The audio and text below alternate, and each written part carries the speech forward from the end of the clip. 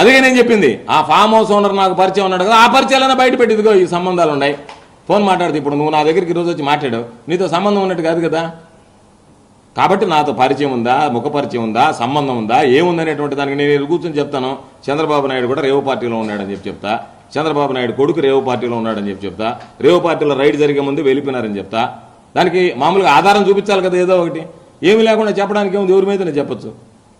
అందుకని ఇతిమిత్తంగా దీనికి సంబంధించినటువంటి దాంట్లో వీళ్ళు ఇది ఉంది అని చెప్పడానికి ఏదైనా ఒక ఆధారం ఉండాలి. కాబట్టి ఆధారాలు లేవు, కాబట్టి ఆధారాలు లేకుండా మాట్లాడుతున్నారు. కాబట్టి కార్ పాస్ను బేస్ చేసుకుని ఆ కార్ పాస్ వాళ్ళకి ఎటు వెళ్ళింది అనేటువంటి దాని మీద విచారణ చేసి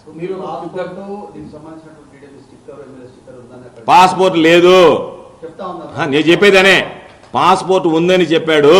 పాస్పోర్ట్ నా దగ్గర ఒక్క నిమిషం అందుకనే కుట్ర ఉందా దాని మీద విచారణ చేయమని డీజీపీకి లెటర్ పెట్టారు. అదేమన్నా కుట్ర కోణం ఉందా, ఎవడన్నా దీన్ని కావాలని చేశాడా, ఇది ఉందా? ఎందుకంటే వాళ్ళ పోలీస్ దగ్గర ఏముందనేటువంటిది మనం లెటర్ పెట్టిన తర్వాత they will reveal the facts. ఇది ఉందా మా దగ్గర పాస్పోర్ట్ అని చెప్పి చూపించాలి కదా. ఇప్పుడు ఈరోజు పాస్పోర్ట్ ఉందని సోమిరెడ్డి చెప్పాడు. పాస్పోర్ట్ ఉంటే నేను లెటర్ పెట్టా. పాస్పోర్ట్ ఉంటే రివీల్ చేయాలి కదా, ఇదిగో పలానా పాస్పోర్ట్ ఈ కారులో ఉంది అనేటువంటిది రివీల్ చేయాలి కదా. రివీల్ చేయకుండా ఈ రోజైనా రేపైనా గమ్ము ఉండదు కదా. నా పాస్పోర్ట్ నా దగ్గర ఉంది అని చెప్పి చూపించాను. కాబట్టి దీంట్లో కాన్స్పిరసీ ఏమన్నా ఉందా, కాన్స్పిరసీ మీద ఏదన్నా ఉంటే మీరు ఆ కాన్స్పిరసీ ఏ విధంగా ఉందనేటువంటి దాని మీద మీరు దాని మీద ఎంక్వైరీ చేయండి అని కూడా డీజీపీ కూడా లెటర్ పెట్టారు. వాడెవడో వెధవా లోఫర్వాడు రేపిస్ట్ ముండా కొడుకోడు వాడు ఏందో మాట్లాడేది. వాడి చరిత్ర ఎట్టాడితే నేను చెప్పా. వాడిని ఆడవాళ్ళు శ్రీనివాస మహల్లో 100 సార్లు చెప్పులతో చేపరగట్లతో కొట్టారండి. వాడితో ఒక బ్రతుకు వాడు బతుకుతున్నాడు.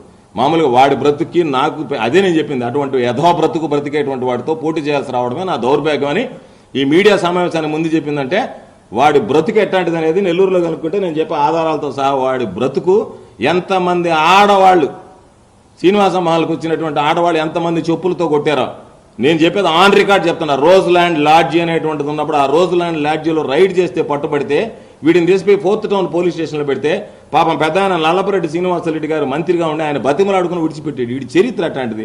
వీడి కుటుంబ సభ్యులు వీడి వల్ల ఆత్మహత్యలు చేసుకుని చచ్చిపోయారు. ఎంతమంది ఆడవాళ్ళు వీధికి ఎక్కారు వీడి వల్ల. వీడి చరిత్ర ఎట్లాంటిది అనేది నెల్లూరులో ఎవరిని అడిగినా చెప్తారు.